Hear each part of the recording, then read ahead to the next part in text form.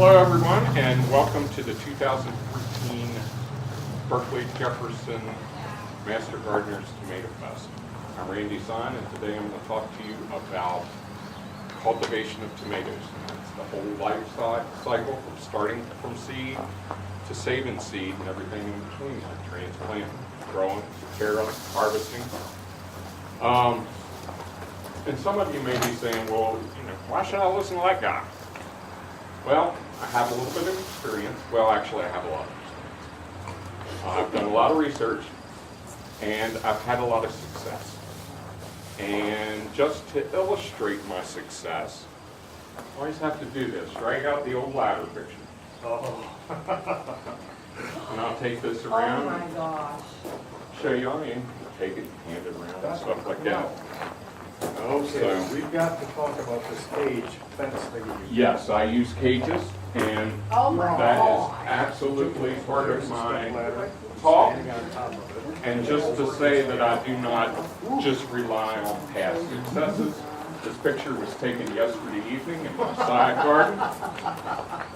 Oh my God, it's a Oh forest. my. It's a tomato jungle. Don't bring it. That's what I say. When I put this stuff up on, on Facebook and stuff like that, it's like, here I am in my jungle. No, I mean my tomato garden. I always get those two mixed up for some reason. So if you're going to grow big honking tomato plants, you ought to be able to get a big honking tomato out of it, right? There you go. What kind is that? That's an Omar's Lebanese. Wow. And actually, I'm not going for anything big this year. I mean, this is, I'll have, like, when I'm going for the big ones, I'll hit up some of my friends, and, that's what they do. They grow big tomatoes. And, I hit them up. But this is, you can go out on the internet and get seeds for Omar's Lebanese and a well-grown plant and give you a 2-pound tomato. Oh my Wow. God, look at that thing. Wow. So, They're meaty too, aren't they? yes, they That was the are. one I chose Yes, they to are. Okay, the next thing is some of my philosophies that you'll, and some of them I'll actually, they'll come up in topic as I go through my talks. The first one is the only hard and fast rule I have about growing tomatoes or gardening is I have no hard and fast rule. The second thing is every gardener has to find their own way, just as I did. Now, I'm going to give you some basic guidelines. I'm going to tell you exactly what I do, but you may find that slight variations, or some variations on that will actually work best for you in your garden. And the last thing I always like to say is having keen observational skills is one of the best skills that a gardener can have. Go out there, look at your plants, be able to recognize diseases or issues or problems, and so you can, quickly address them before they get out of control, things like that. So, like a lot of you probably, I got started, well, you probably all didn't get started in the latter part of the 80s, but back in the latter part of the 80s, I got started. I went down to my local nursery, finally got into a place where I could, grow tomatoes. I tilled up a little place out in the yard, went down to the local nursery and bought four tomato plants and 2 pepper plants. And they were all hybrids. And 2 better boys, an early girl, and a super sweet 100. Well, I didn't have me telling me what to do back then. So yeah, I made it a little bit bigger. I came home, and those little transplants, they don't look very big, but I knew that they were going to get big. But I just kind of didn't realize it, I guess. So anyhow, I thought when I transplanted them, I thought, 2 feet apart, that should be enough space. It isn't. It's recommended that you go 3 feet apart, 4 feet in between rows if you have multiple rows. Now, having said that, I also have to do a lot of grow outs I'm a breeder, I'm a tomato breeder and pepper breeder, as Seamus will attest to. And I need to grow a lot of plants. So in my side garden, which that one picture is with me reaching up trying to get a hold of that, to show how tall that plant is, we're trying to bend him over. I'm on 28-inch centers, so they're 28 inches apart, and they are the 2 rows of 3 feet apart. So now, when I was at this store, you know, I've known growing around here, those indeterminate tomato plants, they get pretty big. And they had these dinky little cages over there on the side, and I said, well, I know that that's not going to be enough to support, you know, the kind of tomato plant I hope to grow. And so I asked the guy, and he said, well, yeah, that's what we got, but I have this catalog. And see, this, you remember back in the 80s, we didn't have the internet just to pop on the internet and look around and order what we needed. So he gave me this catalog, and it was, at least it was in the day where it wasn't strictly mail order. You could call them up and say, I have this item number that I want to get. And I got these square tomato cages. They're about like this by this. Okay? And you double stack them, and when they're double stacked, they come up to about here. In that first ladder picture, I triple stacked because I knew it was going to be a big tomato plant. I'll never do that again, almost all ladder picking tomatoes. So, that cut down on that. So I ordered these cages, and do you know this? And they fold up for convenience and storage. And I still use those very cages to this day. Now, when I talk about transplant, I'll give you some other ideas, you know, of what you can do as far as support systems for your tomatoes. So right from Jump Street, I don't know how it did it, but you know, it just worked for me. I put them in the ground. They grew like the dickens. They grew up out of those big old cages I was talking about, and I just stuck them in the ground with, you know, they got little columns on the bottom. Just stuck them in the ground, and we got a big wind, rain, storm, you know, summer storm. They went over. So I said, okay, I got to do that. So what I do now is I put a piece of rebar, you know, in the corner of each one of the cages. I use those plastic wraps, you know, that you put around the wires and stuff like that that you wire up like that. Those plastic things holds the whole shoot and match up. And yeah, Ziplocs. So the next year, I said, well, darn, that went pretty well for me. I think I'll just try to grow some of them things from seed. So I said, but I'm not sure I'm going to be able to do this. And what's the worst case scenario? I grow, nothing happens, you know, whatever. I can still go down to that nursery and buy plants if I got to. So what the heck? And I didn't, like I said, didn't know if I was going to be successful or not.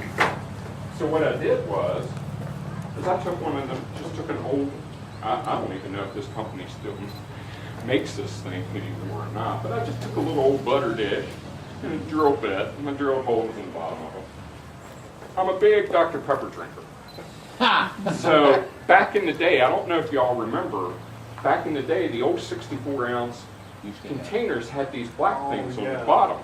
And if you grabbed a hold of them just right and pulled them off, man, that looked like a little thing I could use. And I have about 8 or 10 of these. Some of them are wrapped up in duct tape. But I've used these things for so long. And I went and got me some peat-based potting soil. Planted the seeds, and worked out pretty well for me. I just used plain old shop fluorescent light, and somehow I had the intuition to know to keep the lights really, really close to the plants. You know, only a couple inches away. I knew it wouldn't burn them, or I thought it wouldn't burn them. And all that worked out real well for me. They would come up in this, and then I took them and individually transplanted them to these things. And then once they got big enough, you know, because I had these left over from buying plants and stuff, you know. So I had those on my hand. And then I took you can see this still has Brandywine written on it. I took the old 16-ounce cups and, again, got my drill out, drilled some holes in the bottom of them, wrote the name of the variety on there, transplanted them into that. When we got finished, transplanted them into the garden. It worked out really well. Yeah, we talk about fluorescent light. Is it possible to grow them on the medium soil? It is, but I tell you what, you know, it is difficult. If you do have a south-facing window, you can try that. Okay, you will have to rotate the plant because as you come up, you know, it's gonna go towards the sun and stuff like that. So, but you can do it. Some people do. I don't. I go with the fluorescent. So then the next year, I said, well, hey, I'm getting this pretty good. So over the years, I've modified, you know, exactly how I do it. Now I have the heating mats that I put under them to help with germination and keep the temperature of the soil up for maximum germination. Again, for somebody like me that grows out hundreds of tomato and pepper plants a year and I sell them and stuff like that, I gotta have good germination rates. And I still use some of the fluorescents, but I switched to better fluorescent lighting. Okay, and what you're going to want to do, easy for me to say, right, is go with the Kelvin of 5,000 to 6,500. That's the light spectrum. Some people call it the heat spectrum, you know, whatever. And so now what I do is I take these things and I fill it with what I consider to be the best grown seed starting medium in the world, which is Premier, ProMix, BX, and fill the dirt in there, wet it down, and I'll put 15 to 20 seeds in each one of these things. And once they germinate, they'll come up, and you'll notice that first set of leaves they're called the cotyledons. They're not the true leaves. The cotyledons. And the purpose of the cotyledons is to supply energy and nutrients to the plant until the roots take over. Once that happens, you'll see your first true set of leaves. Anytime after you see your first true set of leaves, you're okay to transplant. And so I basically take this thing, go like this, pull these things out, separate them. Go to the best stem. And that's throughout the entire life cycle. It applies to all plants. Always go to the best stem, not the tallest plant, best stem. How do you define the best stem? Just by looking. Oh, And sometimes it's darn close to telling, just pick one. You get to play God. But you only take one out of the 15?